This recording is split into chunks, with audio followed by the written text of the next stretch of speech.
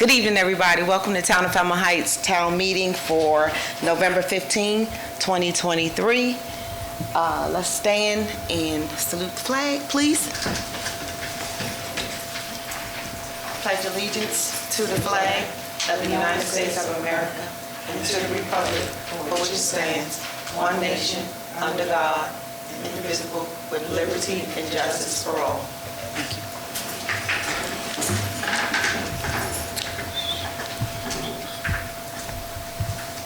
Ms. Russell, can you take the roll? Mayor Stewart. Present. Vice Chairman Barnhart. Present. Councilmember Lethbridge. Present. Councilmember St. John. Councilmember Wood Dodson. Here. Councilmember Oscar. Excused absence. Okay. I'd just like to go over the meeting rules. Any citizens that would like to participate will get 3 minutes to talk during citizens' participation. All right.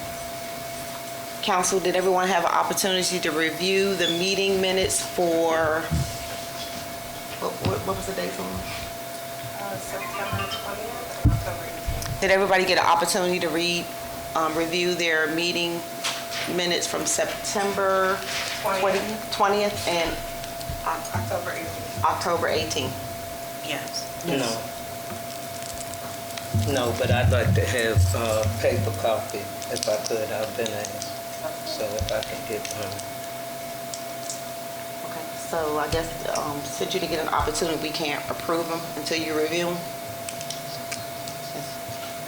I haven't seen them, so Okay. All right, so we'll come back to that. Thank you. Police Department, can you do your report, Chief?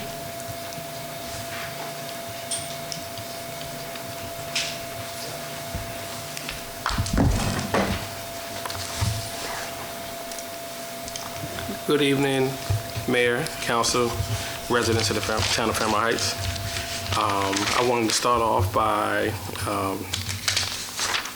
saying that at this point in November, we have 11 calls for service here in the town that were generated through 911 calls. Any other calls that were generated by us probably takes it around 25 or 26 involving traffic stops or suspicious activity along the Sheriff Road and Eastern Avenue corridor.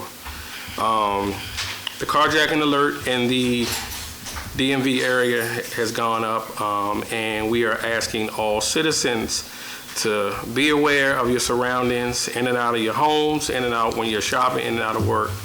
If you guys are not aware, yesterday, Amazon delivery driver was robbed, and I believe they took the whole truck yesterday. That was in the District of Columbia, which is still not far. A couple of weeks back, they also took a U-Haul vehicle that was used by Amazon, and they took that vehicle as well. So this is the season that armed robberies and carjackings go way up. So just be aware of your surroundings. Remember to lock all your car doors, your front doors, your back doors, and this is the time of year where we ask people to usually do their fire alarm checks. As we get into the holiday season, I see around the town, some people started putting up their Christmas lights and Christmas decorations, so this is the time where you really need to check your smoke detectors because we have a lot of other things plugged into the house where we have a lot of electrical fires, so please do that at your earliest convenience. 13 tickets this month so far, and patrols are being done by the officers in the town. 8 vehicle impounds as of the 15th of November. And again, I mentioned yesterday that we had a robbery suspect that we took into custody on Halloween in reference to armed robberies in the town. So the coat drive donations have started from November the 5th to December the 5th, and we are aiming this drive at school-age kids as we see the need for school-age kids as we ride around the town and help to assist on some occasions the crossing guards on Sheriff Road that a lot of these kids are walking back and forth with no coach. So that's our real push to help get some of these kids. Our preference is to service the kids in the town of Fairmount Heights first, but no kid will be turned away. Coats, hats, and gloves. So if you're interested in donating, you can come by Town Hall and drop off your coats. If they're going to be monetary donations, they can be left here as well with the clerk in the building or one of the officers here in the, at the police station.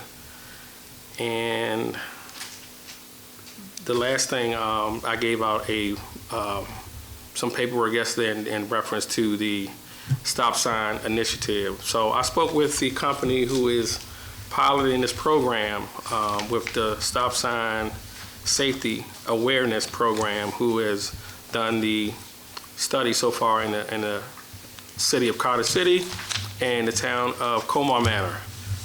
And he stated that he had a slot available in the first week of December to start the pilot program here in the town of Fairmount Heights. So we're going to look over all the paperwork, and eventually, if it's approved by the mayor and the council, the attorneys can look at it. If we can come to terms, we can get the pilot program here and do the traffic study that we will need to enforce the stop sign stuff. Now, at this point right now, it's not a law in place where we can issue citations for stop sign runners, but this upcoming session in Annapolis is where we're putting on our big push. We've already reached out to our lobbyists on the police chief side to try to get this initiative passed.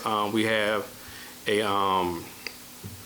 somebody who's going to sponsor the bill and co-sponsor in the House and Senate. So we're hoping to get those votes to get that passed to start these initiatives in the municipalities around Prince George's County. So this will probably be one of the first in this area, which will probably pick up in the other counties surrounding us. So with that being said, that's all from my report.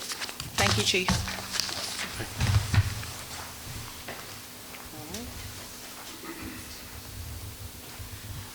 Unfortunately, Mr. Pinckney could not be here tonight. He's still recovering from his surgery, so we will not have a code enforcement report. Mr. Rumi, the town manager.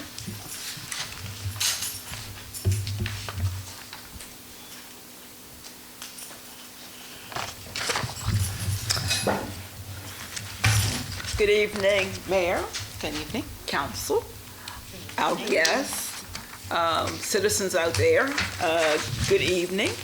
And my report is as follows.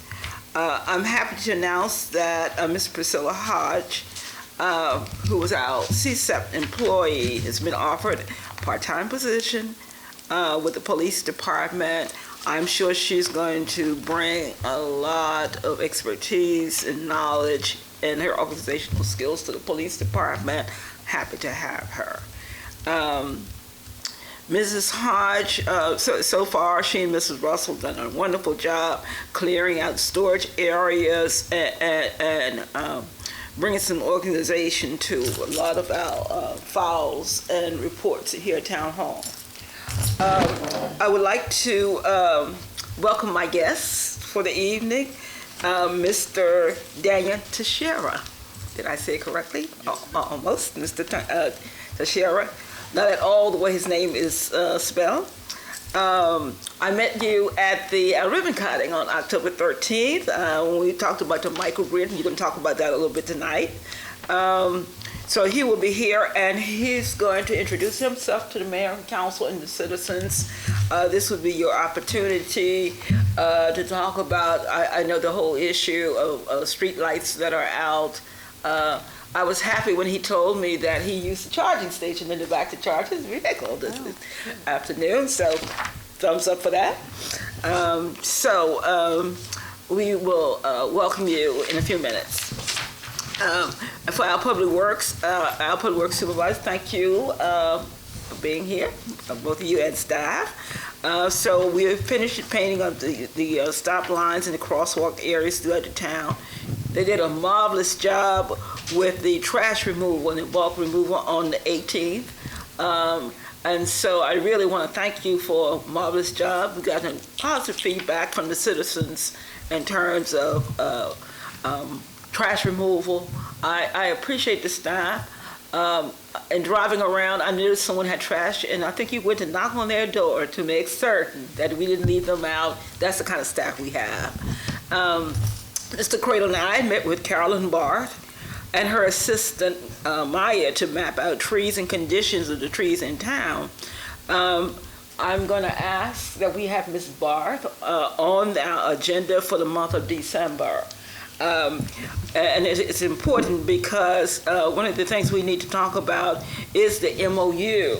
I don't care if I'm driving from Solomon's Island to the District of Columbia. Trees are planted everywhere. Go next door and look at what has happened in town of Sea Pleasant, all the trees that are being planted. Why? Because it helps cool down our temperature and our planet. And it's important that we have trees. Also, we are scheduled to start our, and I'm glad you're here, to start our K Street Market Circle project. She will consult, Mrs. Barth will consult with the staff on tree planting and solar lighting. Under your predecessor, Mr. Ruffin, we received a $10,000 PEPFAR grant. I'm going to invite you back again so you can do a walkthrough to look at the alleyway that we are planning to design, and perhaps you may have some other ideas. So I'll contact you and we'll do that on another day. Update on the net zero housing. I'm excited. As of yesterday, they started the foundation of all 6 homes on 6th Place. Work will continue through January. Yesterday when I was out there, Miss Utility was coming out there to map off areas of digging. So this is going to move right along. Houses will be set on the foundation throughout the month of February. Also, they received a few callers who were interested in having their names placed on the waiting list to purchase these homes.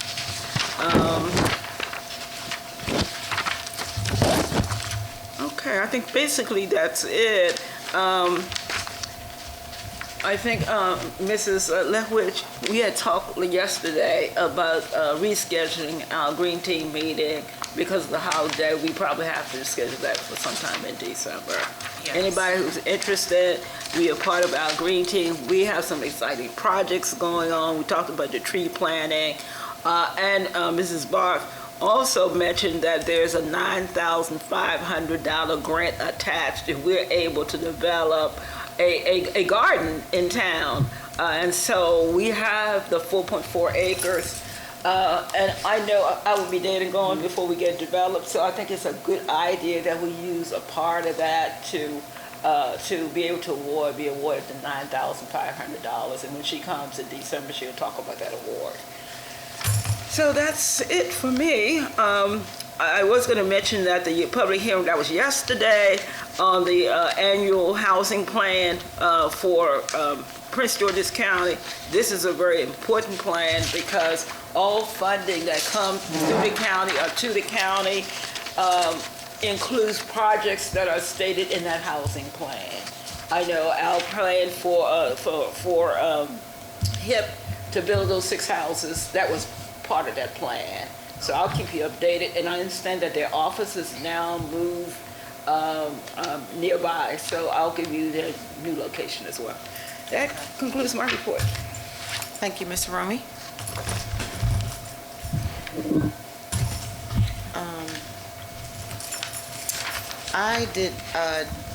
Can we go back? I'm sorry, guys.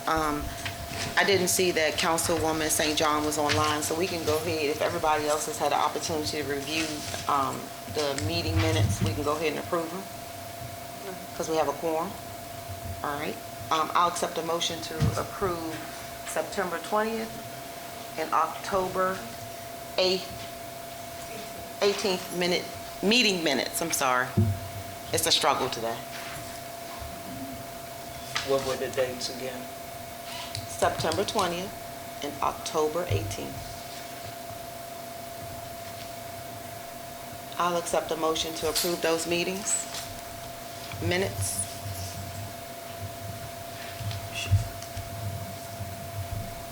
Y'all wanna wait?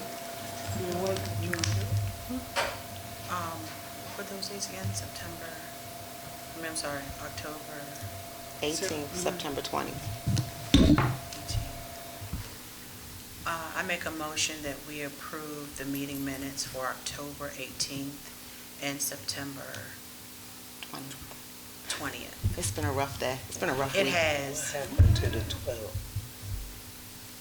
What happened to September 12th minutes? Do we have a work session in September? Yes. Christian was here. Those are the meeting minutes, right? 20th. Okay. October. No, that I think was we the already work did session. his. Yeah, the ones for October 18th. We never September got 12th were them. already provided. And September. Yeah, they were already September approved. 20th and October No. 18th that has been approved. They couldn't have been approved. We'll verify. But I'll accept the motion to approve September 20th and October 18th, and then we'll go back and research. What date were you looking for, The Council? 12th. September 12th. September 12th. We'll go back and research that. Okay, want to repeat the, Yes, please. I make a motion that we approve the October 18th and September 20th meeting minutes. I second. All in favor? Aye. Oh, well, we got to go down the line. Aye. Aye. I recused myself. Councilwoman St. John? Can she hear? Oh, I just heard her say, is that what's her in the background? Aye. Yeah, that was her. Okay. Thank you. So we've approved those minutes, okay? So unfortunately, our treasurer had an emergency and she will not be here. So we're going to go ahead and move down the agenda and move to citizens' participation. If anybody would like to say anything, please come up to the mic, and you are reminded you have 3 minutes. I open it up to the floor. Nobody? Is anybody online would like to speak?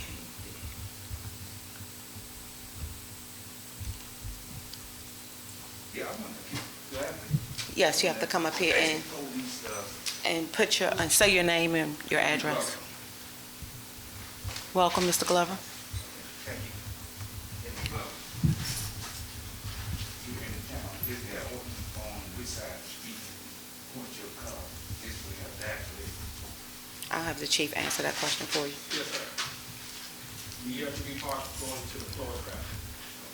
This guy right here, they'll do it every day. What he does, he comes, his truck before my house, put high beams on officer before he passed. He's talking to him about this, he's not doing this, and he's back doing the same thing again. So that's why I want to know about that.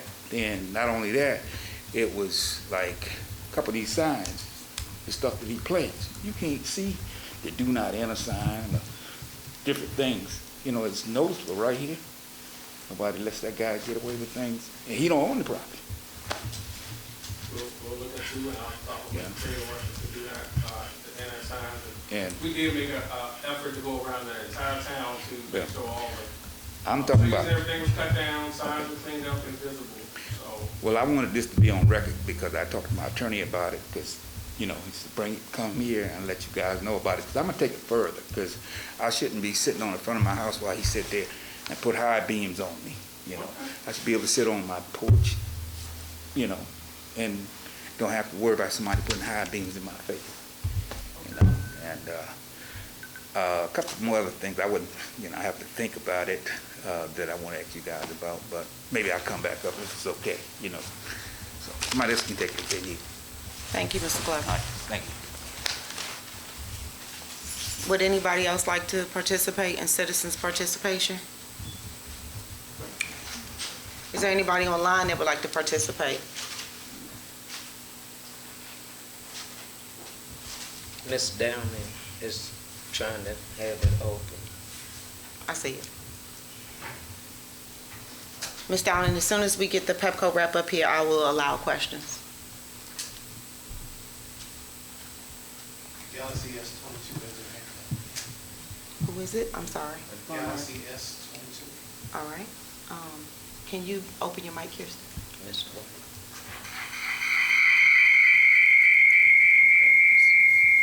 Put your mic on. How we gonna hear? Okay. On your laptop. On the laptop? Put your mic. My mic is off Okay. on my laptop. I don't see any hands raised. Ms. White and Okay. Ms. Go ahead. Okay. Mr. Barnhart, you have the floor.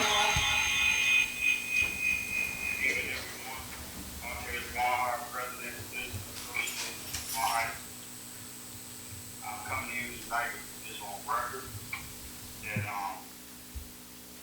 we have been violating our charter time, especially when it comes out to the speak.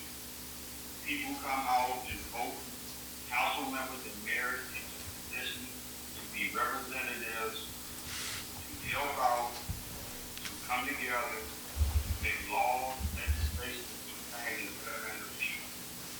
By not having a full mayor and council board, we are in violation of our charter. We're supposed to have 6 council members and a mayor. We don't have that. It's going on 2 months now. We still don't have a person that they can see. Ms. Barnhart, Ms. Stewart was appointed, it didn't take 30 days or more. Appointed to those seats. It was done.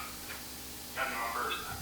Second thing is I would like to address is, according to our charter, 1-24, anytime that anything is done as far as budget line items, anything that's been voted on, that is tax and dollars, the whole council should be involved. Last night, we stated that this is what job has been excluded from a lot of the decision making, a lot of the allocation of funds, things that have been done with taxpayer dollars. That is also a violation of the charter. I would advise the mayor and council to really start thinking about these violations very, very seriously. We want to make sure that our town don't be put in a bad light. And that as we keep on going further into the year, things keep on transpiring, it seems like this thing is worse and worse. It comes out of policy, and that's all it has. So this is an acknowledgement that this is where we're going every day. You guys need to stop doing this and really start working together to make this town really pull together and start doing the right thing. That's all I have to say. Thanks. Thank you for your participation. Do we have any other citizens that would like to participate? I'm sorry, Mr. Glover. We're gonna let Ms. Waiters. Yes. Nancy Sampson.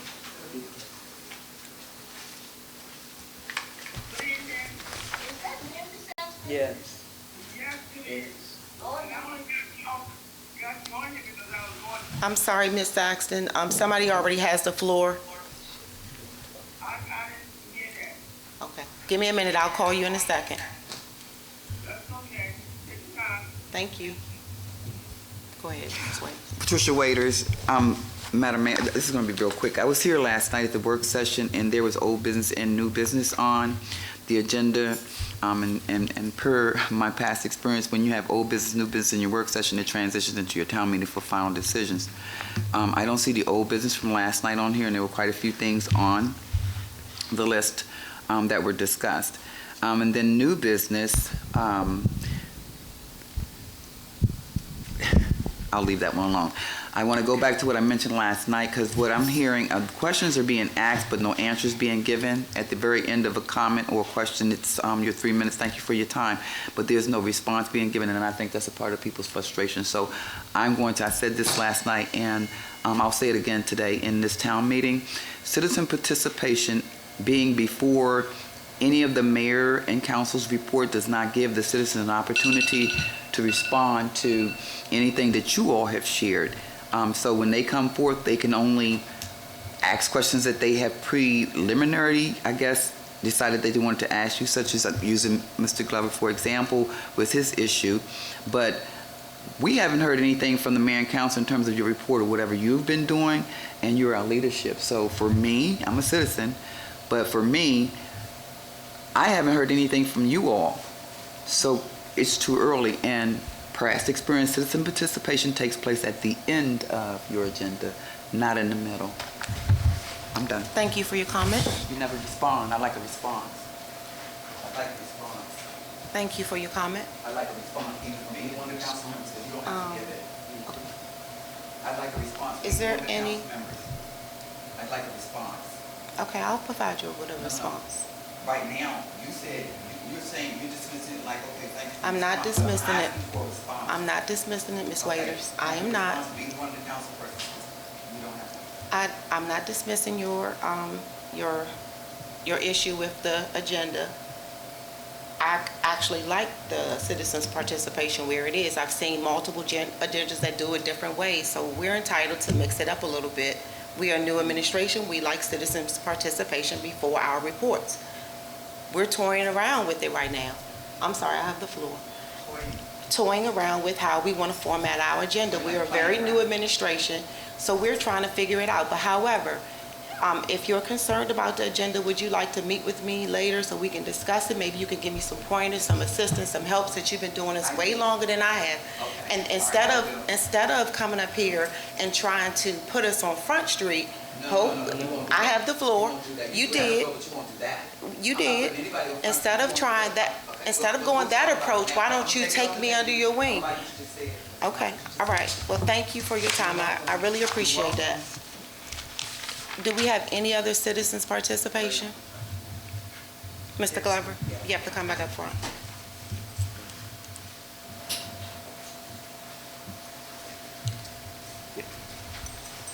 I want to know, the new houses, 6 houses that they're gonna put up here in the community, are they gonna be, is there qualification for them? What organization you gotta go through, or what's, you know? I'll have Mr. Glover, if you leave me your email address, I'll have Mr. Rooney send you Stephanie, how do you pronounce her last name? Parstell's information, and she can give you, update on how you apply or what the Okay. criteria is for those new houses. Yeah, 'cause I would like for my son, you know, to apply, you know, I'll 'cause he has have a her good email job. you her information so you can follow up with her directly. And hopefully, you know, someone monitor these folks, if they qualify for these houses, they stay in, you know. 'Cause I see things, you know, people don't want to do the right thing. Okay, thank you so much. Thank you, Ms. Glover. Thanks for your participation. Okay, Ms. Saxton?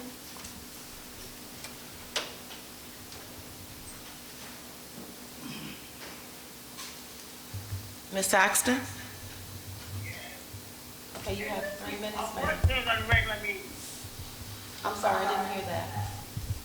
Is this the regular meeting or work session? This is the town meeting. Town meeting? Yes, ma'am. I had requested to speak at the town meeting, but I was just going to do something. I would like to make a comment. The charter, what charter y'all using? Because if that's what you have in front of you every meeting, you send the charter. That is not your charter. Somebody, the town manager, somebody needs to go to the state of Maryland and get your charter. That is not your charter, number one. In the charter says that you're supposed to have certain positions, like a planner. Who is the planner for your town? You are not following the state charter, and that is not a town hall. That is a municipal center that I went to the town, they got for $89, okay? Because they're gonna tear the building down. There I have been hearing things because I still work with the state and the different involved. Even though I'm at home, I don't come around it. You need to get yourselves together because things that I've been hearing is not, I don't like it. The other thing is the Townhouse Association. Who is the president down the townhouse association. Who is over that townhouse association? What, are they having a meeting? Have they came up and registered with the town, the Bryn Mawr Townhouse Association? And now on the town is sitting on a lot of water. What you need to do, if you're going to be a council person or work on a committee, it needs to be done right. Okay? That is the Fairmount High School Municipal Center, and you keep saying the town hall and that thing. That is not true. That is not a town hall. And I am kind of not disappointed. I am disappointed in a way, because the fact is the town that came so far with things that people just come and doing, like the garage up there. You know, you went up there, somebody went up there and tore down the historical steps. That building was up there. They used to meet in that was your town, that was where the town was meeting, in that garage. And the thing is that I'm on the board with Addison Chapel from the fair, because when the president went in there, and I wanted to know about the stop sign. You know, what are you doing? Even though you have this thing going on, you can't come out and all of that. We need to get yourself together, because Fairmount Heights was one or the first historical town in the world, in the United States, okay? So you need to get yourself together to whatever's going on. And what you need to do, go out here, the council people, just go and see how the people are doing in the neighborhood. You know, do you know that down on 61st Avenue, the trees are growing so high that I can look out my bedroom window. I know when it was a little house, now you can't even see them. This is the first historical town in the world. And I have planned on that. Yes? I'm sorry, I have 3 minutes. Is there a point you want to make really quick? Beg your pardon? Is there a point you want to make a point before we wrap it up? That was your 3 minutes, ma'am. I just had a comment. It's just because I didn't realize that y'all was on till I was turning my TV and I saw this something look like a black something up with somebody looking in front of the seal. Then I see another something up there, and up in the corner I see something. So that's why I stopped and I'm listening. We have other people waiting to make comments. But if you give us a call, we'll help you out with anything you need. But I had asked to be on the agenda. Okay. I wasn't aware of that, but you did have an opportunity to participate under citizens' participation. So if you could give us a call, ask for Mr. Rumi, she can follow up with you. Okay? Thank you. Ms. Joyce, you have the floor. Yes, I have one. Ms. Waiters asked one question that I had. But the second question I had was, when was the town's website updated?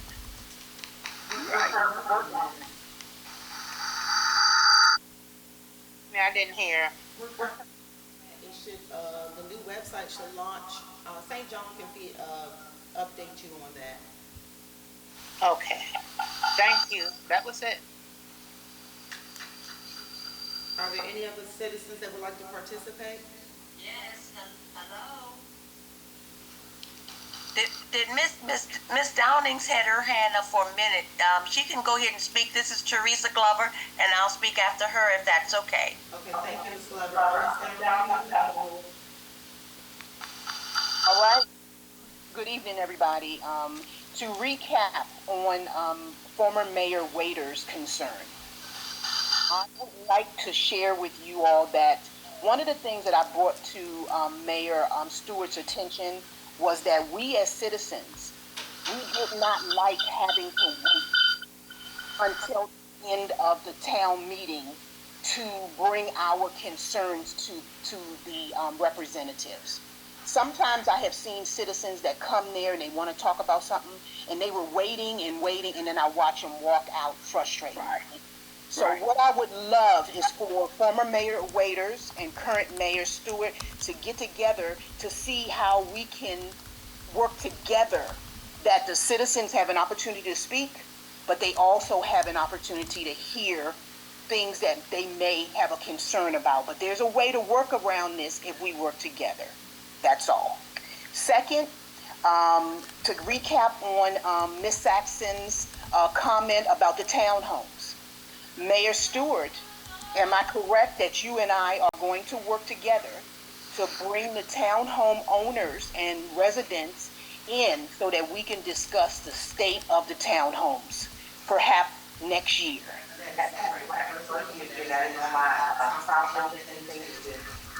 Wonderful. And I will wait for the PEPCO representative for my other question. Thank you so much. Thank you. Ms. Glover, you have the floor.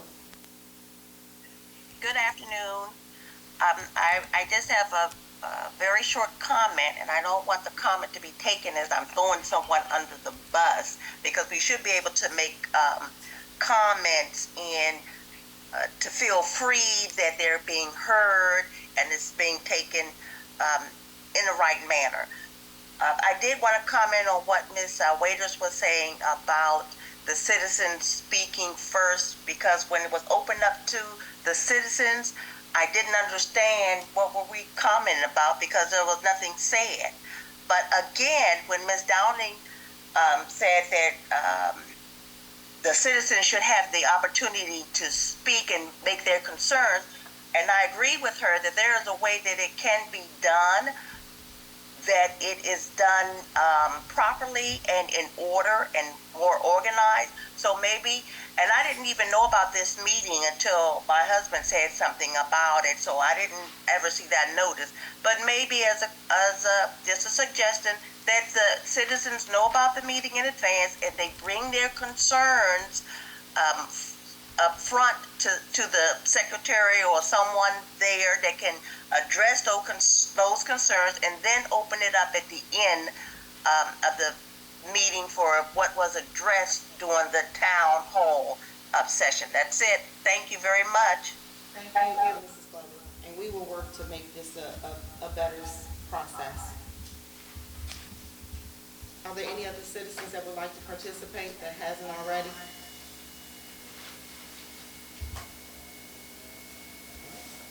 That concludes citizens' participation. We're going to move down under new business, and we have Ethan from Congressman Ivey's office. Thank you, Mayor and Council. Thank you for having me. For those who don't know who I am, I'm Ethan Sweep. I'm a community liaison for the office of Congressman Glenn Ivey. And I'm here tonight to talk about community project funding for fiscal year 2025. So community project funding, also known more colloquially as congressional earmarks, is a grant program through the House appropriations process. Every year at the beginning of the year when the president releases his proposed budget, the Appropriations Committee and the various subcommittees thereof determine what accounts will be open for what types of projects and what type of funding is available. I do really want to emphasize that this process is up to the discretion of the committee and how they decide to conduct their business. There is always the slight possibility that this program could go away, but our office is preparing for it to come around again just as it did last year. So in order to help you all be more prepared about that, we will be having a webinar on December 4th from 3 to 4 p.m. I believe you got a flyer emailed from me last week. So we would love to have you participate in that. There we're going to talk about what community project funding is, as well as go over some of the guidances from last year, and maybe a couple lessons learned. I do want to say that, as well, we don't know a lot about the program yet, similar to what I was saying about how it's up to the discretion of the committee. We have to wait until their guidance is released to really know what we're working with, what accounts will be open, and what types of projects they are looking to fund. In the meantime, if you're interested in learning more about this, I would suggest you go to the Appropriations Committee website. That's appropriations.house.gov. So in the upper right-hand corner, there will be a member requests tab. They will have this past year's guidance as well as the last several years. So you can get an idea of what accounts have been open in the past and what types of projects the House of Representatives has funded. As well, you can go to our website, iv.house.gov. And under services, there's about the third tab down where it says community project funding fiscal year 2024. And you can see the 15 projects that we were able to submit to the committee this year, as well as the accounts and the amount of funding that they received. The Senate also has a very similar process. Theirs is called congressionally directed spending.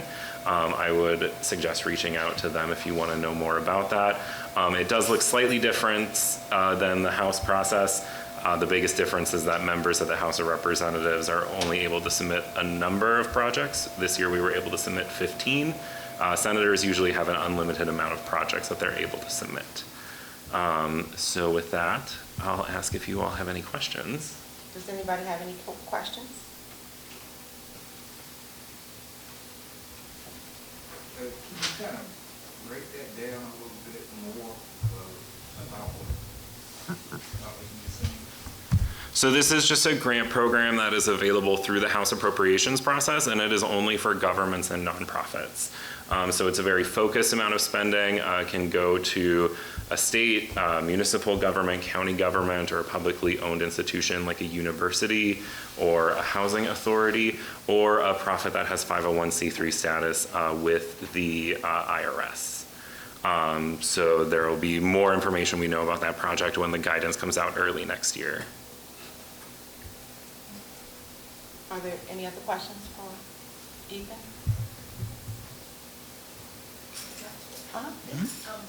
Can you give me an example in terms of, for the Washington metropolitan area, type of kind of project that may be funded?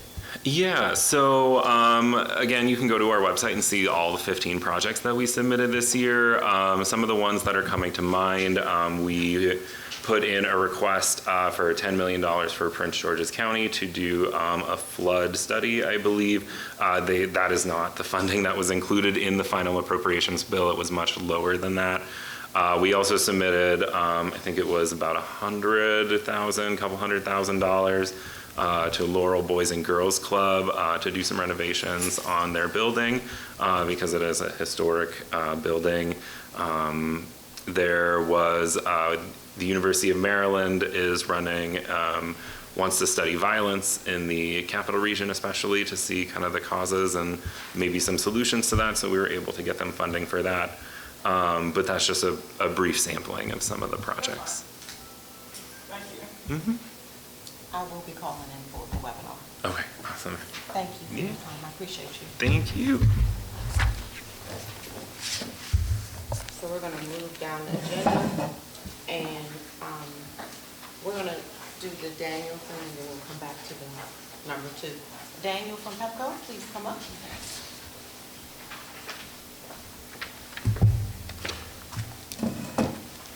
Thank you for coming. Thank you. Good evening, Mayor, Council, and citizens. Thanks for having me tonight. My name is Daniel Teixeira. I'm a senior external affairs specialist with Pepco. I will be substituting Mr. Tony Ruffing, who you all probably know effectively, I guess now. So I'll be your liaison for Pepco issues and matters. I have 10 years of experience with the company, so I'm looking forward to your collaboration. Tonight I have 3 distinct topics. We are a safety conscious organization, so I would like to start with a quick safety message of safety winter driving, and then I will be moving on to streetlights. I think we said that there are some streetlights that need to be repaired, and I will provide some information about that. And then lastly, some tips about energy consumption that I will be providing very briefly on this presentation. So let me start with the safety message, if you don't mind. the winter weather driving. The winter is going to be here before we know it, so it's usually good to talk about these topics at these settings. So the 5 rules of driving during the winter, I will cover each one of them. Aim high with your steering wheel. Make sure you're looking far enough and you're aware of not just the vehicle in front of you, but everything around you, the person riding the bicycle, pedestrians crossing the street, and so on. So you want to get the big pictures. Always want to be scanning your environment to make sure you're aware of all your surroundings. Always leave yourself an out, leave proper distance between the vehicles, and make sure you are seen and be seen. So turn on your headlights and make sure everything is working properly in your vehicle. So tips for preparation. Preparation is very important during the winter. So you usually want to do an inspection of your vehicle. Make sure you have winter wiper fluid in your vehicle. Do a visual inspection and a hands-on inspection of your vehicle. Make sure you keep up with the maintenance of your vehicle. Tires are very important. Make sure you have the condition of your tires has to be appropriate, and tires that are worn and damaged are usually see some issues during the snow, so that's really important. Make sure you have enough fuel in your vehicle, at least half a tank, before embarking on a big trip. Also, you want to make sure you remove all the snow from your vehicles from everywhere, so it doesn't impact any other vehicles while you're on the road. And then some items that you may want to keep in your car during the winter season. I can think of ice scrapers, shovels, jumper cables are important.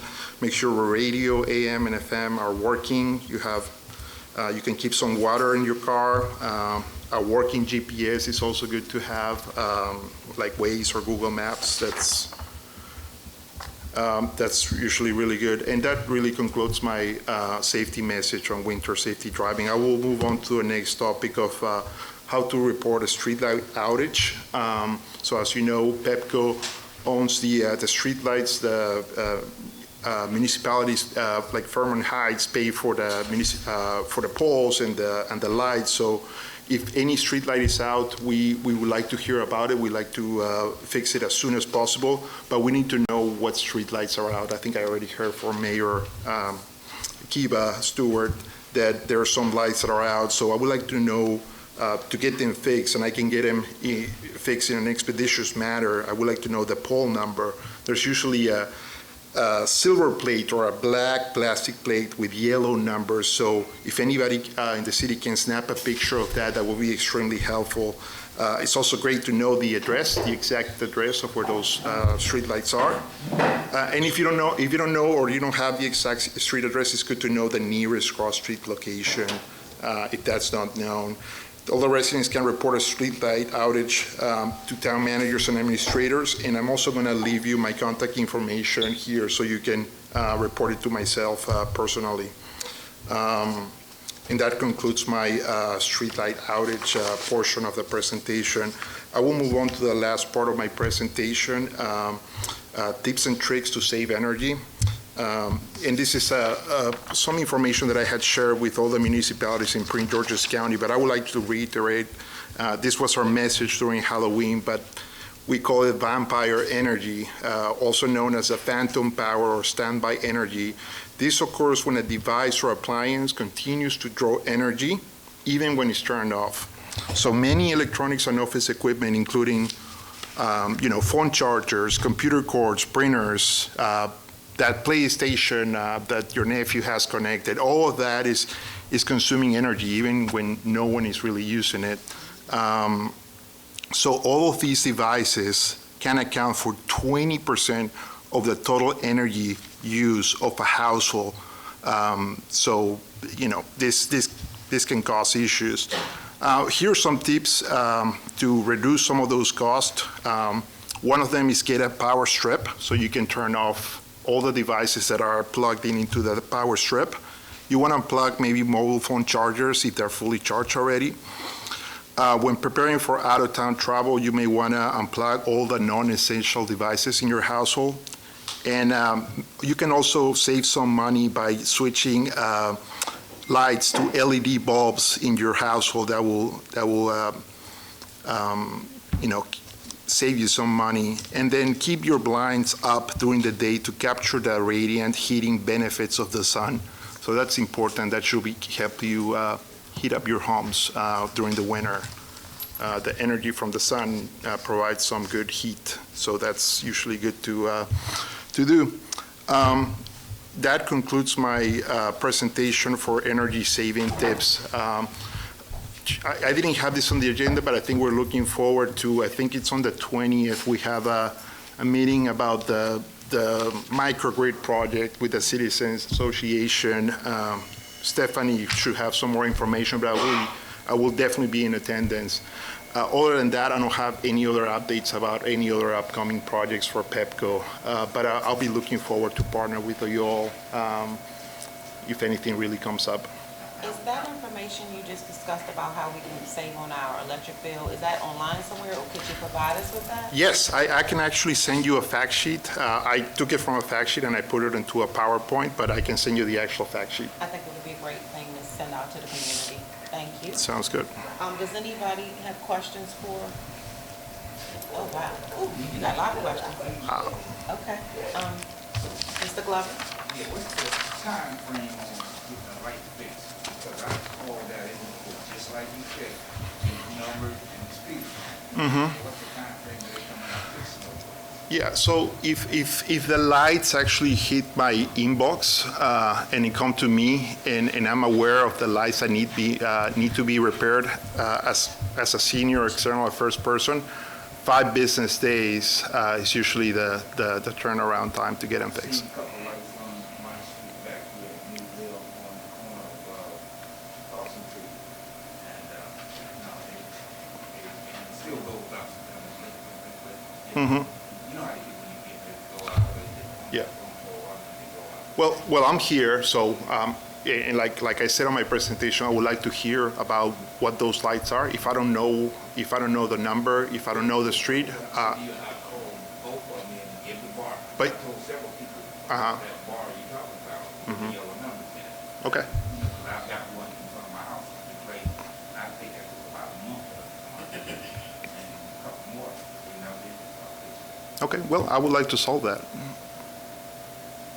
We'll have Public Works, if you can let Mr. Cradle know about those lights, and Mr. Cradle will add to the list. That was one of the questions. So the list we provided, some of the numbers that's on the light that were accurate, it's not in the system.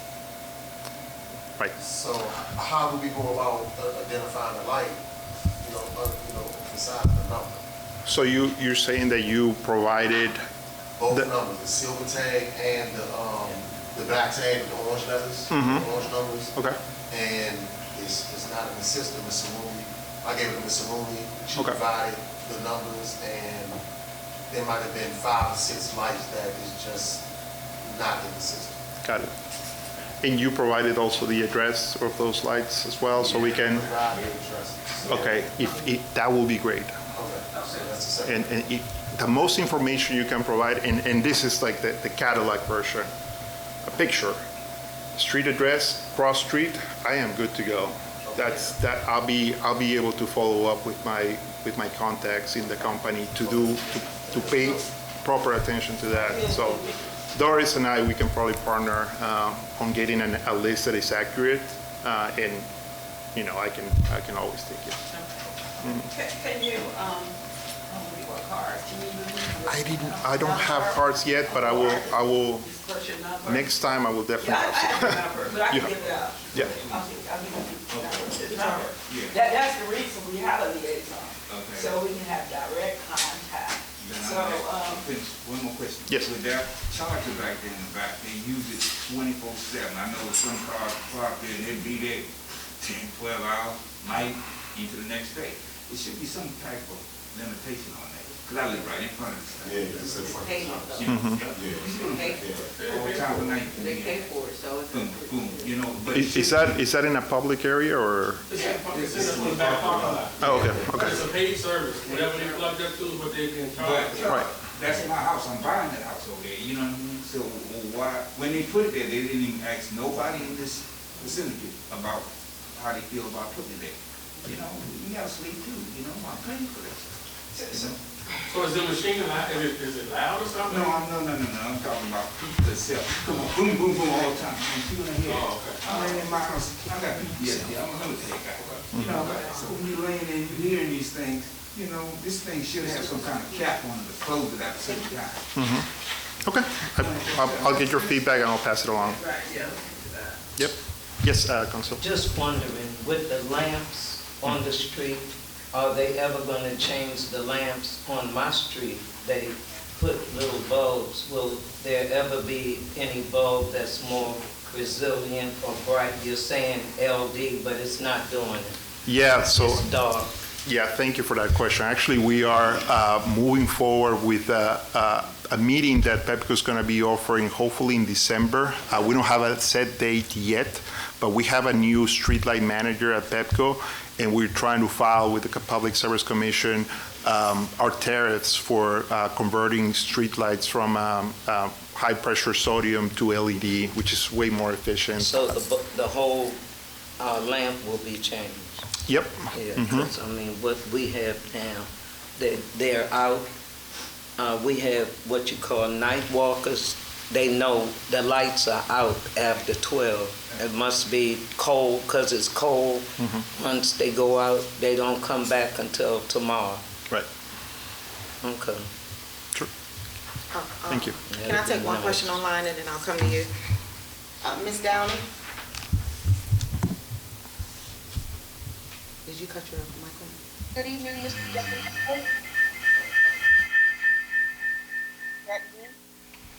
We can hear you. All right.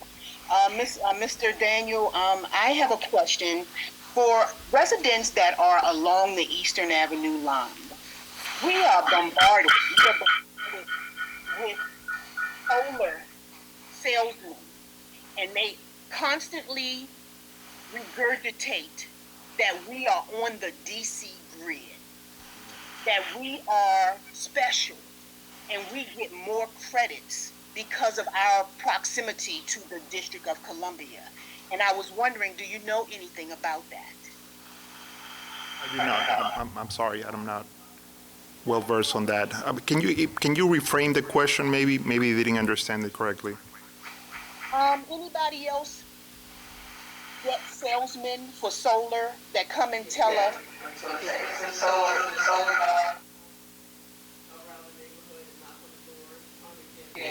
Homes that are not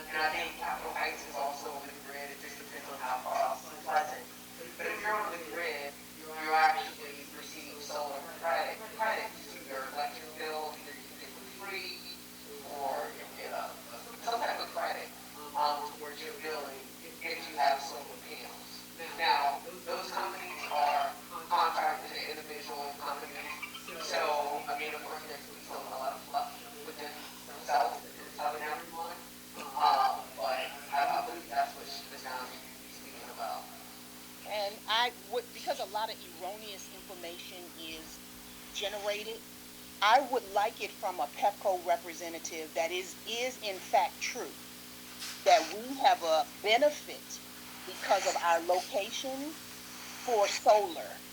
If you would, Mr. Daniel, I will be in attendance to your meeting, your next meeting with the Citizens Association.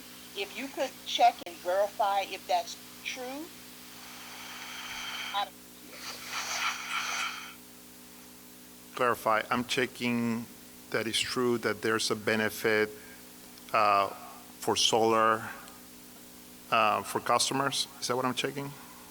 What they tell us is that because we are on the DC grid, but we are in Maryland, we get 3 or 4 times the credits. Now, I don't know if they tell this to people who are on the other side of Addison Road in Fairmount Heights, but I know they tell us that are on the DC side of Addison Road. So I can email you, and I'll get Miss Sarumi to give me your email address. But I'd like to know if that is in fact true, and have you heard of anything like that? Sure.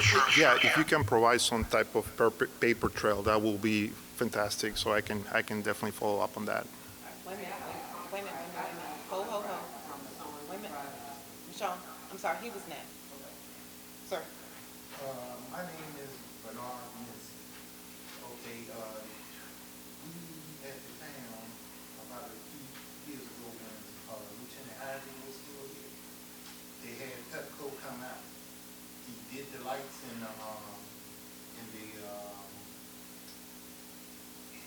the back there. You all park everything in. Oh, across the street?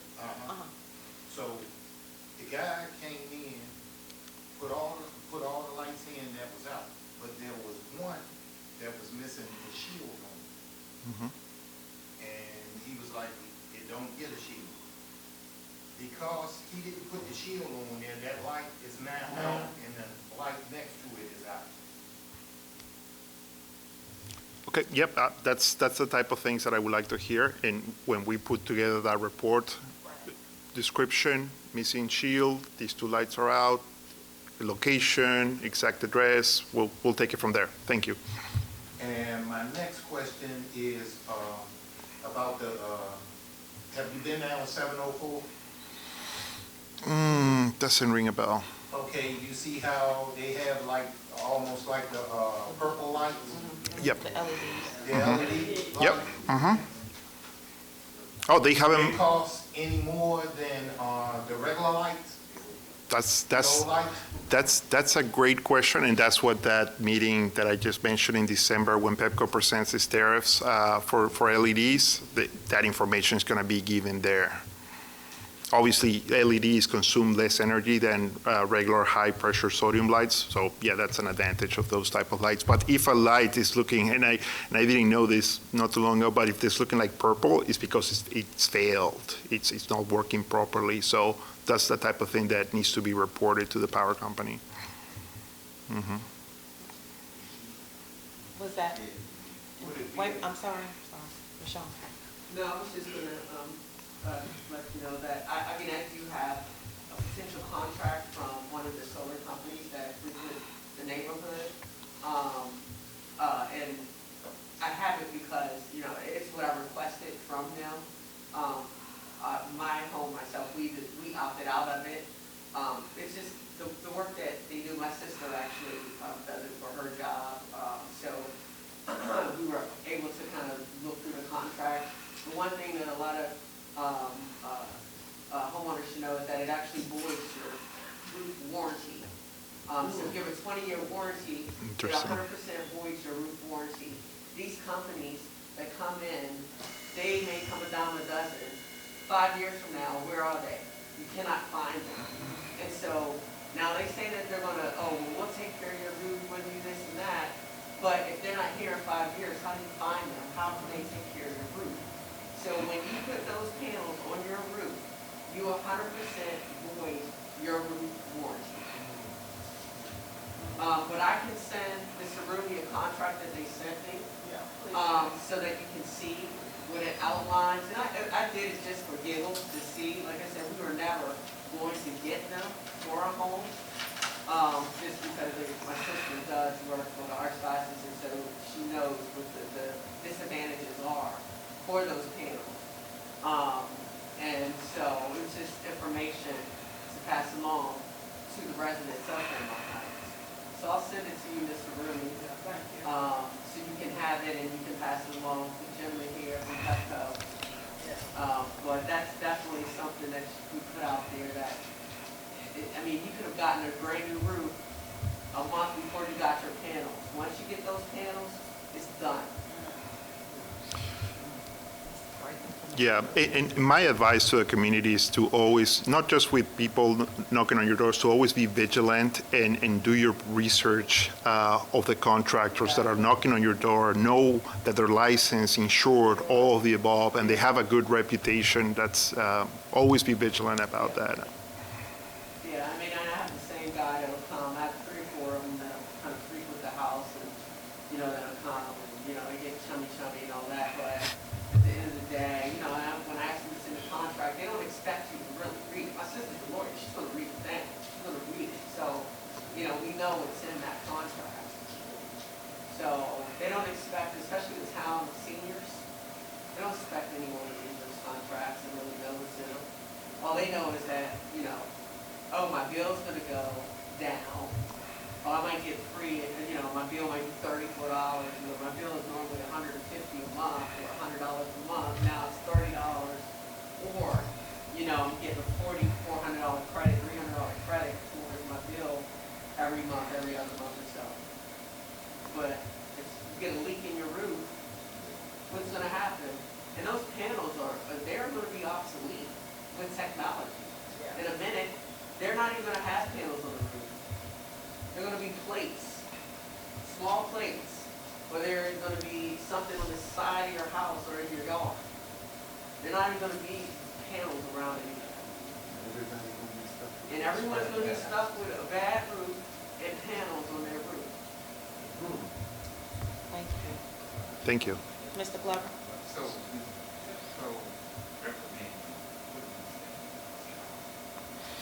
Definitely it's a program that Pepco has advertised. It's in our websites, encourage people to save, and get solar panels. It's not something that we do not recommend, but obviously there's got to be some kind of list of approved partners, of sellers of solar panels that actually are reputable companies. I don't have a list, but it's not something that the company discourages. So really benefit the company that sell these panels, Pepco, or, because we said, first you only get $40, $50 off their light. So somebody making money somewhere, or getting the power going somewhere. So what's the scenario with that? I don't know. I can't comment that. Purchasing the panels, it's a finance, so they're getting interest. It's your interest that they're making money from. Yeah. It's like a credit card. Thank you. Are there any more questions for our Pepco representative? Anything online? Ms. Downing has been waiting. She has another question. Okay. Ms. Downing? When I see lights out, or sometimes you have lights that go in and out. I went to the Town of Fairmount Heights website. I just sent the link to the supervisor for Public Works. All you got to do is nail right down on the street, and it gives you the pole number. You can open up a ticket, you put in your email address, and it sends you an email. I did that for 4 lights. They were fixed in a week. So thank you. Ms. Sarumi, were you aware that the link is on the Town of Fairmount Heights website so that individuals can nail down exactly what pole it is and open up a ticket themselves?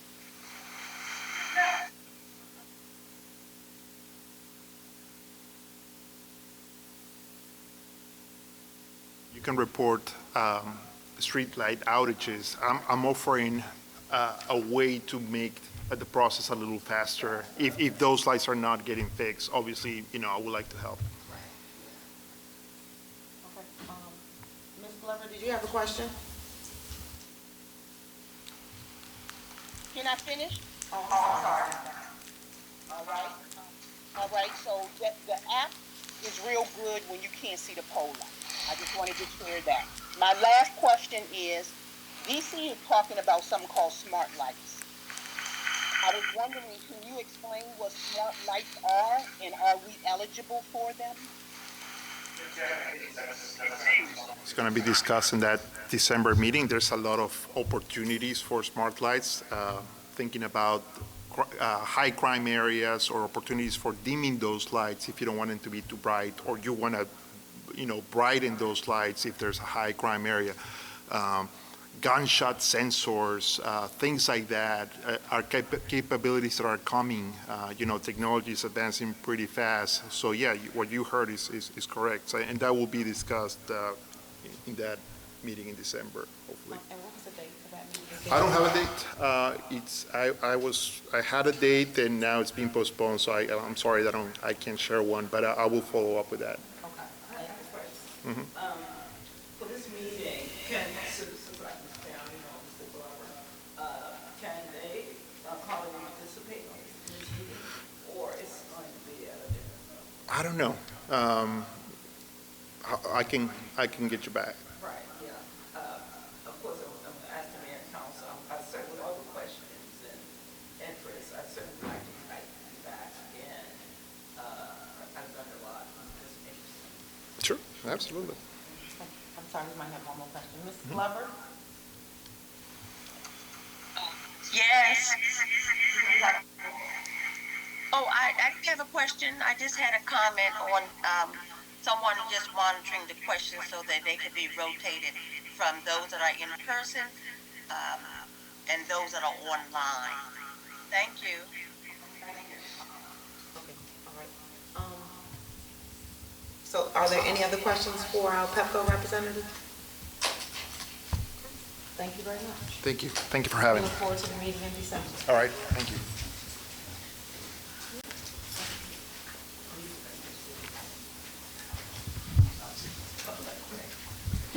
Okay, so our next agenda item is clerk to the council.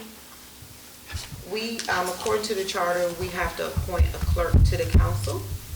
And we hired Ms. Russell as our town clerk, and I would like to get the approval of the council, or the vote of the council, to appoint her as our clerk to the council. I'll accept the motion to appoint her as our clerk, and we will do the swearing in December. All right. Do we do swearing in? I'm sorry. She will be both the town clerk and the clerk to the council. All right, I make a motion to appoint Ms. Russell as the clerk to the council as well as the town clerk. Did I say all that? Oh, she's hired as a town clerk. I mean, hired, Yeah. but just have her appointed as the clerk to the council. Okay. I'm sorry? I didn't think that the clerk to the council could be the clerk for the town. It says in the charter, let me pull it up, give me 1 second. It says an employee shall be appointed to serve as the clerk to the council. But there's two different positions. Right, she can be appointed, according to the charter, she can be appointed, she's already employed here as the clerk to the to the town. She can be appointed the clerk to the council. Okay. Your town administrator, your town secretary, the town secretary, administrator, and town attorney's business. The clerk to the council reports and does administration for the mayor and council, solely for the mayor and council, two different positions. Okay, I understand. Thank you for that information. So withdraw your motion until we get clarification, okay? All right, I will withdraw the motion for Mrs. Russell to be appointed to the clerk to the council until we get more information or clarity on that. Thank you. I have a question. How did we do that when Ms. Tucker was here? We had a clerk, Ms. Fan was actually the clerk to the council. Before Ms. Fan. We didn't have one. I can answer the question. I've been here long enough. Okay. So, Ms. Tucker used to be paid for both, for being here, extra money for being here, to be clerk to the council, act as the clerk to the council. She did it for a long time. And then Ms. Fan, if you remember when Ms. Fan came, one of Ms. Fan's, one of the things that she was frustrated with it doesn't say was she was a clerk to the council. So first of all, it has to be an employee and then you appoint. It doesn't say that it's an employee. So Ms. Fan was appointed as the clerk. It does actually say employee, and it says clerk to the council, an employee shall be appointed to serve as clerk to the council. That's the very first line. I think that's what I just said. I might not have said it right, but I think You said it wasn't an employee.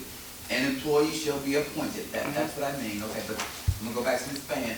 One of the things that we had to resolve with Ms. Fan was because she was doing too much of the town clerk's positions, and we voted and that for clarity. And I said then, if you're going to have her doing this and that, you have to pay her.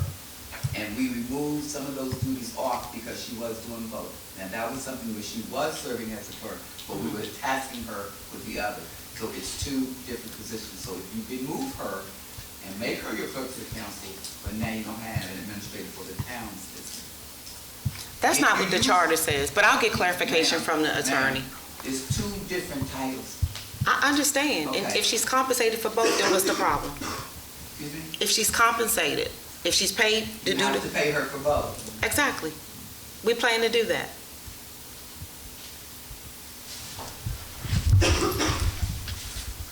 We plan to do that. The charter says an employee shall be appointed to serve as clerk to the council.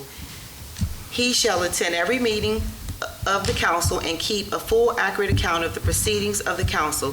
He shall keep records or other records and perform such other duties as may be required by the charter.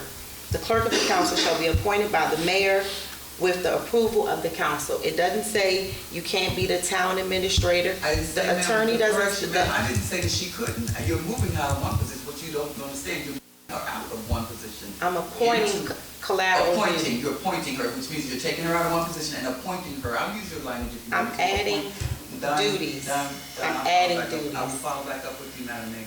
Okay, thank you. I'm adding duties. I'll get clarification from the attorney on how this reads, but it doesn't say she can't be the town administrator. It doesn't say that. So I assume we can do it, but I'll get clarification from the attorney. And then we can do it at next month's meeting, Ms. Russell. Thank you. All right, so let's move along. Now we want to go to reports. I'll start off. Again, residents of the town.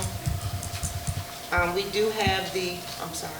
No, I just had a question. With her being appointed to vote, will she be also able to do, like, when a closed meeting, is she going to be? She is she's closed already meeting done it? certified, yes. Okay, and we will be able to see the certifications for those that are certified for those meetings, right? I want to say something about that. So when Councilwoman Brianna White was on the council, nobody asked for her certification. I saw it. No, but nobody asked for it publicly or through a FOIA request. And then the minute I have to take notes in a closed session, I get a FOIA request to get copies of my training certificates. It's supposed to be in public. No. But nobody asked Councilwoman White. But as soon as I start taking notes, everybody wants to have my certification and request through FOIA, which I provided. So I would just like to say, it can't be a double standard. It can't be one way for you and a different way for me. For example, and I'm gonna use this as an example, just like yesterday when we were saying about how we're gonna fill the vacant seat. You guys require us to do a resume and intent letter. And we had to come in here and publicly speak to the public. Now, when I say that's what we need to do, now it's a problem. The charter doesn't say you require that. So what we're going to do is we're going to put the announcement back out to the public for the vacant council seat. This is a part of my report. We're going to send it back out this week. You have charter to support it? Do I have what? Do you have charter, and the charter supports that what you're saying can be done? What are you saying? I'm putting it out. The charter says, let me read that to you too, because I researched that today. Okay. Because the way the charter says, the resume, if you remember the charter correctly, how says, you were appointed, the four were walked off, and the charter says that as a suggestion, the council may meet first up to come up with a list of qualifications, then have candidates list their applicable qualifications in the intent letter. So if we can, I removed resume from the announcement, and I'm going to send it back out to the community and just ask for an intent letter, and then have that person, whoever's interested, come in here and speak in front of everybody, much like we did, but I'm removing the resume part. I think that's a fair, does the council agree with that process?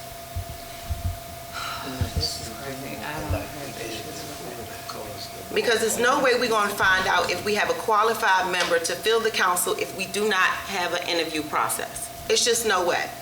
But according to you and Mrs. Waiters, that we're not supposed to do that. So we're going to move forward with filling the seat. I know it's been some time, but the charter also doesn't specify how long the seat can be vacant. It just says we're required to have 7 people. It does not say how long it can be vacant. We're moving aggressively to fill this seat for the council. And I just want to reiterate that. We've put it out to the community. We only got 2 people thus far. We're going to put it out again just to see if there's anybody else who would like to apply for the vacant seat. So I'm going to move forward. I understand, but we got to change the format because you guys mentioned that we shouldn't be collecting a resume. So now we're going to put it back out there just with the intent letter. The 2 you have, you can elect. That's what the complaint was. It treats like a hiring process. And that's the thing that I said, we've been out there too long. It's like in the process, we have 7 people. But the charter doesn't specify we have to fill it within any time frame. It just says we have to have 7 seats. 7 seats. Yeah, I was. I'm gonna be honest with you. I was done the same way. I had to give a resume and intent letter to Mayor Martin, and I come up here and speak in front of everybody. But that was because of the citizens. But y'all didn't say anything. Y'all didn't. Excuse me, I'm talking. Y'all didn't say anything about that when we came up here and talked. You didn't correct Mayor Martin at all to say that you're doing wrong. But y'all still a council, correct? It was allowed yes. because the 4 that were walked off. That's why. It's still the council, correct? That was why. We're going to table this conversation. But it doesn't matter. It doesn't matter. We're not changing anything. We're just following through what y'all done with us, correct? No, I'm asking the question. I'm totally asking the question. Am I right or wrong? Did not follow that same procedure? Did we not follow that same procedure? Order. We are going to table the conversation. We are going to table the conversation until we can talk to the attorney and get it all straight on how we should move forward. And then it won't be any issues. Yes, we do. We do. We do. All right, so I'm going to go forward with my report. Again, citizens, we have the doorbell ring camera that program that's out. If you don't have a doorbell camera, please come and fill out the application to receive a free one. We're doing a food giveaway November 22nd here at the Town Hall. If you have not registered for the food, please do so we can set food aside for our residents. The Masons is giving away free turkey baskets. If you have not received the flyer, all of this information is online. I would personally like to thank everyone who attended the Harvest Festival. I'm not going to steal Councilwoman St. John's thunder, but she did a phenomenal job with decorating. I would like to give her a round of applause. We had, how many kids was it? 77 that came through, approximately 7. Huh? That actually did the QR code. Yes, we had 77 kids that we were able to provide candy for. They had a wonderful event. They did pictures. If you want to come down the hallway and look at my office, I have all the pictures up of the kids, and they will stay up until next year. And that concludes my report. Councilwoman St. John? I'm sorry, I didn't mean to pass you, but.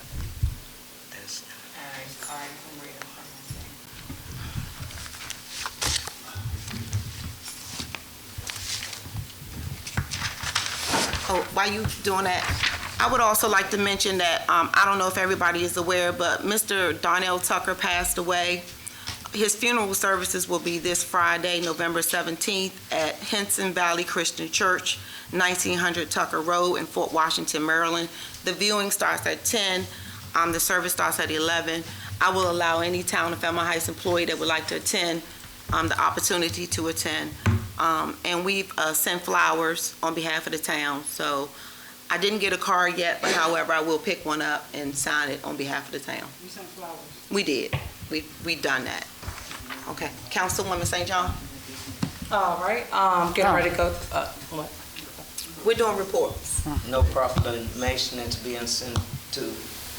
Proclamations usually go with a burial. Okay. Thank you. I'll try to prepare one for him. Okay, let me take me off mute. Okay, so getting ready to go into my report for October to thus far. So on October 23rd, I did attend a negative feedback workshop with a heavy focus for social media as we're developing those things. I did attend one session also with the Civic Plus compliance team member to discuss our risk assessment for our social media. So as we're building the social media presence, we also want to just kind of identify the need to archiving in case we need to pull any documents, basically forming a social media policy to make sure that we're adhering to the Maryland Open Record Laws Act in case we have anything that may need to get pulled at any point in time. Speaking of the website, so jumping into that, we have just did our last meeting for the actual design concept. So I did invite Ms. Russell, Ms. Arumi, as well as Mayor Stewart to join that meeting, and two were in attendance. So in this meeting, we were able to discuss the final layouts of the website design and make any final change requests that we wanted to make, as well as start the conversations for the trainings. And then from there, we'd form the committee so that we can have everything in order before we officially start to kind of delegate more tasks and have more help with that. In regards to, sorry, I just clicked off of that. I just want to make sure I go in my order. In regards to that, just wanted to give some reminders. So I know that somebody had mentioned something about not getting information as far as the meetings or the work sessions.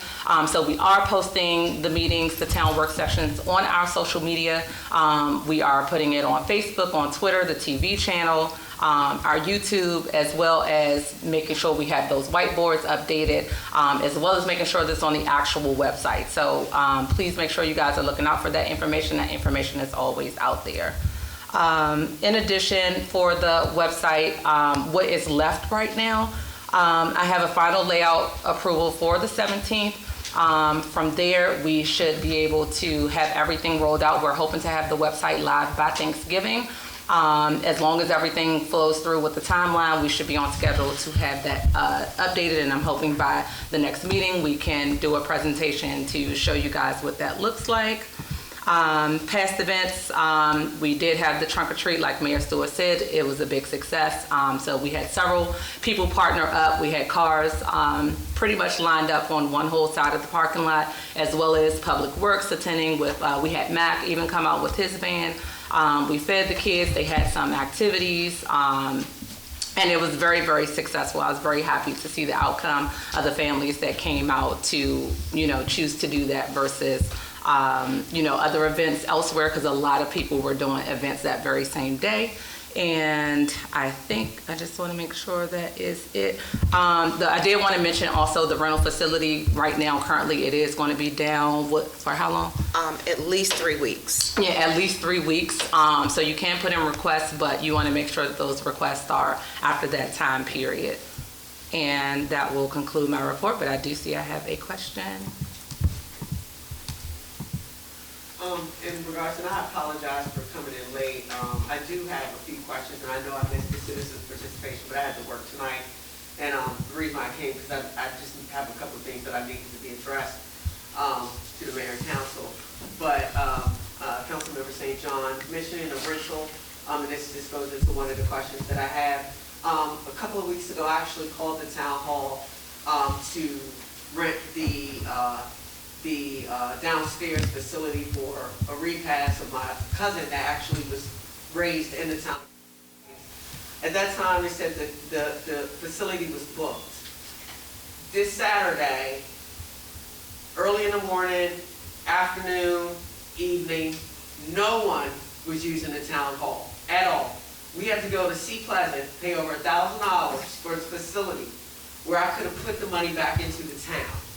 I was not given an option for if someone called or anything at all. And it's very disheartening because I've rented the facility several times before. So if there is a procedure in place, I'd like to know what that is. But the fact that I had to go over to Sea Pleasant, Evelyn Cole, spend over $1,000 when I could have put the money back into the town, is ridiculous to me. And I've been a citizen of Fairmount Heights for 47 years. And I didn't get, Mrs. Marino, it was booked, period. That's what she said. But no one would use in the town hall on Saturday. It was this past Saturday? Who did you speak with? Was it this past Saturday? This past Saturday. It was being utilized. We did have an event Saturday. There was only 4 cars out here. They was doing a community event. I mean, they utilized the facility. This Saturday? This past Saturday, yes, I came. I was here. All right. I'm sorry that if somebody else reserves it before you. I mean, I get that part, but from what it looked, it did not look like there was any. They utilized the facility. I don't have any control over who comes, but they did utilize it. That's fine. I know that part there. But what I'm saying, I was in the morning, in the afternoon. I didn't see anybody out there at all. Yeah, they came at about not just that, 12 o'clock. the town hall can't be booked. You can't double. You can only have one event a day. So as soon as we finish the renovations, we're going to look at this year coming up. We're going to look at how we do rent the facility as a council. We're going to look at that and try to refine the process. Remember, a lot of this stuff was already in place before this council got here. So we're going to start looking at a lot of stuff. We got to start with the charter first. So give us a little time. We'll work out the kinks. Trust me. And I apologize that the facility was not available for you. I was back and forth throughout Fairmount Heights all day. But yeah, it was actually they was doing some stuff in the community. They were giving away free food, coats, information. They had a nice event.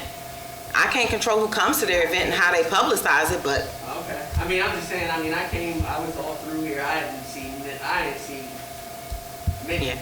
I apologize for that. But hopefully after the bathrooms are renovated and we do some other minor repairs down there, it'll be a better facility to rent out to the people. All right, so we're going to continue with our reports. You still have yours? No, that concludes my report. Okay, thank you. Councilwoman Leftwich. Okay, good evening, everyone. I just have a few things I just wanted to update you all on. As I mentioned during the work session yesterday, on November 14th, I will no longer be overseeing the residential repair program.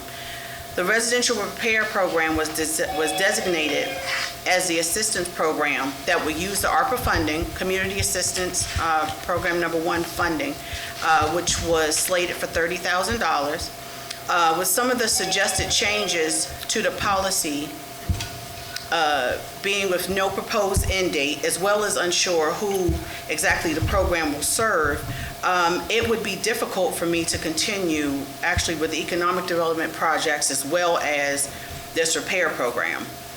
And also after Delegate Alston's Fall Leadership Summit, that was on October 24th, in which civic associations as well as municipalities were invited.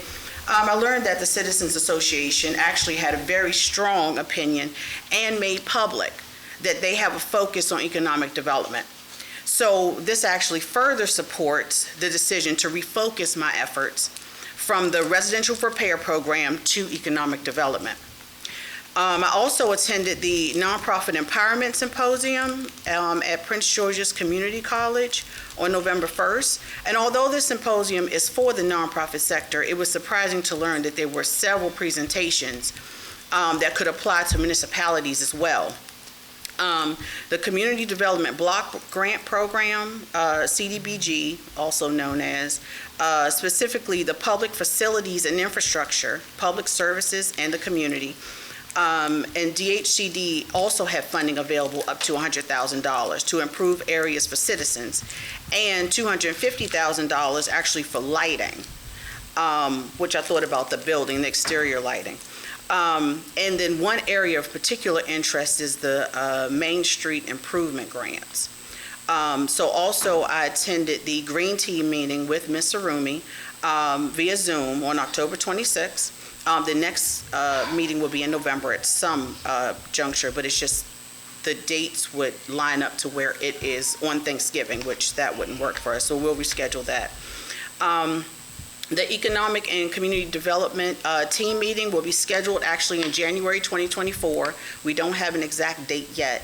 I also am attending the monthly meeting for Municipalities Cooperative for Economic Development with the EDC office, and the next meeting will be in January 2024. And also, I will be attending a Board of Directors meeting with UCAP on November 29th, and I'm hoping to get an update on the projects within the town. And with that, that is a handful, and that concludes my report.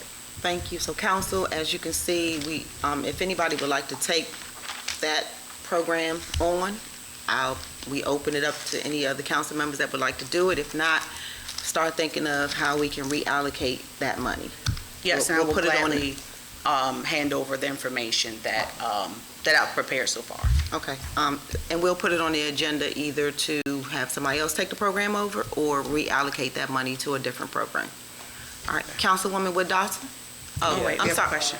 And like I said, I apologize again, I missed the citizen participation part, so I'm just kind of trying to interject as the council members are their reports that may lead into my question. Councilmember Lethbridge, I know you mentioned the green team. I know yesterday on the work session, Mrs. Downing had mentioned the food stations. The food station on the Veterans Memorial was removed. Don't know why.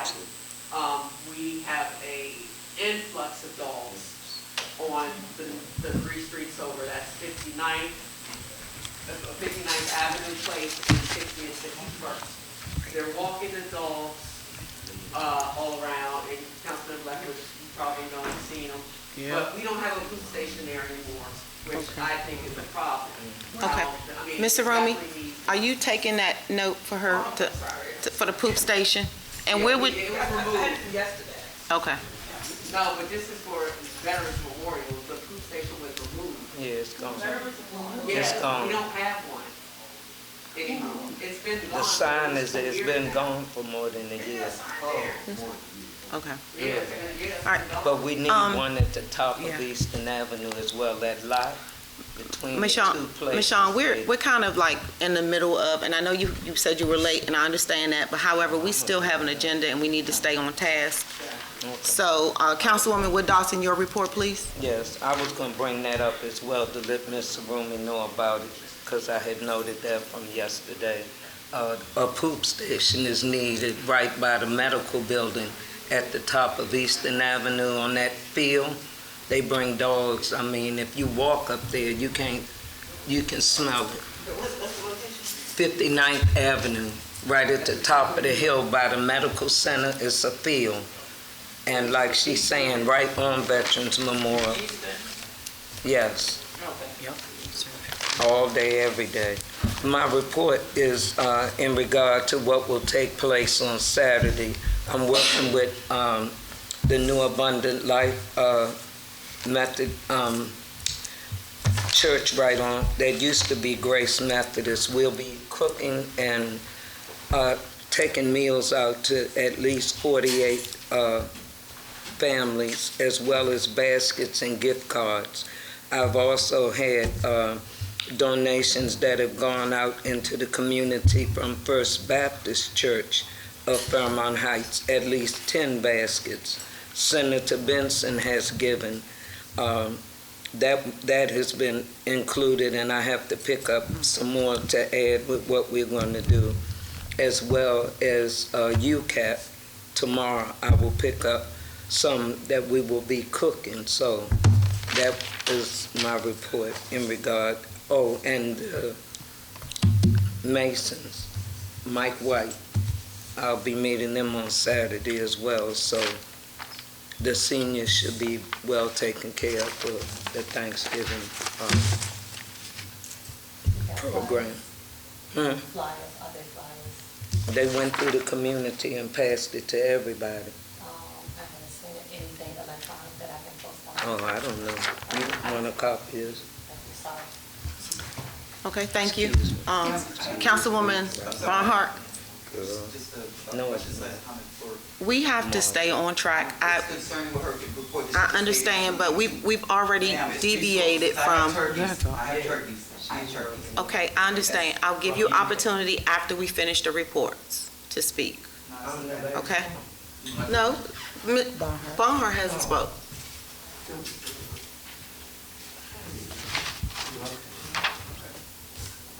She wasn't ready. She asked me to skip her. Okay, I just said. Relax. No, she asked me to skip her. Thank you. Councilwoman Barnhart, you have the floor. Looking forward to December 16th, having the Christmas event. Chief, that's why I need to talk to you about the coats, the hats. I have book bags in my office. I reached out to Toys for Tots. I'm waiting for them to respond back. Flyers will go out into the community. I'm actually going to work with Ms. Russell for my Christmas light contest, the second annual. The end date going to be December 23rd. I will also pass out a letter of a consent form, rather, and they'll give out prizes on the 30th of December of the winners of the Christmas light contest. That's the end of my report. Thank you. If there are no other reports to be given, Ms. Waiters, would you like to have the floor? Okay, thank you. I will accept a motion to adjourn. Oh, I'm sorry, Ms. Shaw, go ahead. I'm sorry for that. I apologize. Please apologize. So, 3 weeks ago, there was a vehicle, this is directly for the chief here. There was a vehicle parked on our street that had been coming frequently, a new vehicle, none that I've seen before, red Volkswagen. I called the town, well, I called chief first, didn't answer, left him a message. Called the town, spoke with the clerk, left a very detailed message, said I need someone.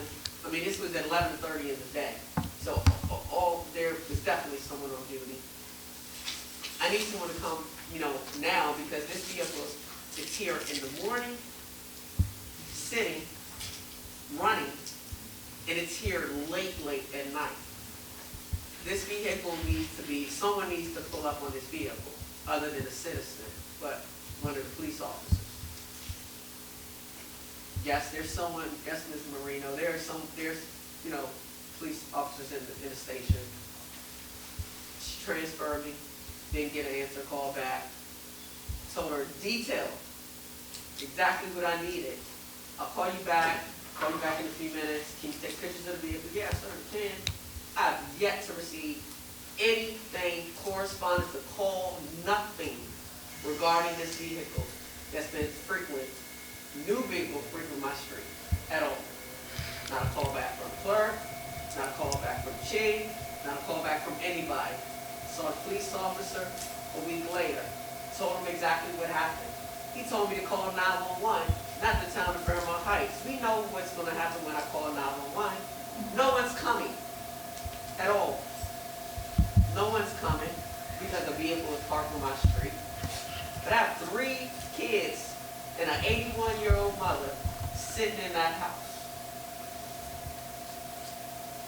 But there's 4 officers sitting in this station. It's a problem for me. Well, this is the first thing I'm hearing about the red vehicle, and in no time, I have 4 officers sitting in this office, with the exception of when they come check in and get their equipment and out on the street. That's fine. The 911 call is automatically dispatched to us directly when we're in service. The minute we get here, we go in service on the radio, which means that you don't have to wait for county police to come. When you call 911, they're dispatched to Fairmount Heights units. Okay. Again, I'm not sure. Well, I was told that there was someone in the police station. It could have been me in the station. If you called last week, the guys were working 3 to 11 last week. I'm here at 9 o'clock every morning. It was like 2, 3 weeks ago. I don't know if it's in my phone because I took pictures. I was told to take pictures of the vehicle. I did take pictures of the vehicle, and that someone will be calling me right back. Okay. Well, I'm not sure who that was, but let me apologize because this is the first I'm hearing about it. Okay. Usually when I get some information, somebody leaves something on my desk or my box, I usually do respond. The vehicle we'll look out for. Was the vehicle doing anything outside of just sitting there? Was it? It was running. But it was sitting out there, and it's all types of the hour. Like. And you know what my street. Please refrain from speaking. I ride down your street at least 5 times a day. I know exactly what it is. Yeah. So for this vehicle that we've never seen, and it's coming like late. I'm talking about late at night. And then all of a sudden it starts popping up in the middle of the day. That's a problem. I'm home by myself in the middle of the day because I work from home. You know, and then my mother, she's in and out. So, you know, for me to call was important to me. I get it, but let me give you a piece of advice. I've been doing this for 25 years. If there's something that you see suspicious, call 911. Don't call the town of Fairmount Heights. Do not call them. I'm telling you, directing you, call 911. That's going to get you the quickest response. Because you can have an officer sitting right on the edge of Eastern Avenue. I've called 911 before. I'm not talking about before. I'm talking as of right now. Okay. We have officers that are in service on the street. When you call 911, it may be somebody a block or two over from you. They can get there very quickly. If opposed to you calling the station, and I got an officer on Sheriff Road on a traffic stop, that he got it cleared, the dispatcher is going to dispatch the next officer who's available that could be close to get there to you. By the time you leave a message here, and if I'm on a Zoom meeting call or on with the state or whatever, she'll write it down, probably sitting in my box or something like that. That's not going to help you at the time. 911 will. And that goes for any citizen in here. Don't call the station first. Call 911, let them dispatch us. That way it's recorded and it's on record. It's on record. That way we can always go back to it. They called 911 at this date and time. It was the description of the vehicle. I can always call back to them and say, look, we had a call for a suspicious vehicle. Can you give me that description again? She called, said it's sitting out front. Now we can mirror it all up at the same time. But if you call and leave a message and we're not getting it, we're in and out all day long doing everything around this town. It's just not going to be beneficial to leave a message with the clerk who's taking multiple phone calls for food baskets, coat drives, and everything else. Call 911. Dispatch will get it to us. I promise you they'll get it to us. I mean, I've called 911 and had to call them back to back to back to back, and this is during hours that you were on. And that was for the abandoned house up the street when people were in and out frequently. So when you say that, I understand what you're saying. I get it. I hear you. And now I know, but I've experienced that before. I understand. So, I understand. And I understand your why. frustration with it. I truly do. But I'm telling you, we're here and my officers are patrolling this town like crazy. I mean, all day, every day. We're out here. Don't. We gotta get the call. I see what y'all are doing, you know, so please excuse me, I get that part, and I see y'all. So, you know, thank you for that. But, you know, like I said, at the time, and my husband he actually ended up going up to the vehicle because he had been coming like every single day. And my kids are in and out. They got a playground in the backyard. He's coming all times of the night, and my husband's like, this is crazy. And the guy, he rolls the window down. He's like, I live here. And they're like, no, you don't. Do you still have the information? I mean, I got the picture of the car. I could never get the tag number. Well, send me the picture. Okay. I believe you have my number directly? Yeah, I mean, I called you too. Okay, send me the picture, and then we'll put that in our general lookout. Okay. When we get information like that, we also post it on our police page for the town of Fairmount Heights, where we can share with the citizens. If you see the vehicle, send us more information. So, but we'll talk about it. Okay. Okay. And my last thing is, do we have a leash law? Because we have a new family in the neighborhood, and they got 2 pit bulls. And they ran my husband up into his work van like 3 weeks ago. What's the address? 709 59th Avenue. Yeah. Okay. All right. Okay. Have we, has the chief, okay, thank you. So I'll accept the motion to adjourn. I make a motion to adjourn. Okay. She did it, she seconded it. All in favor? Aye. Thank you for your attendance. Have a great evening. Everybody get home safe. Thank you.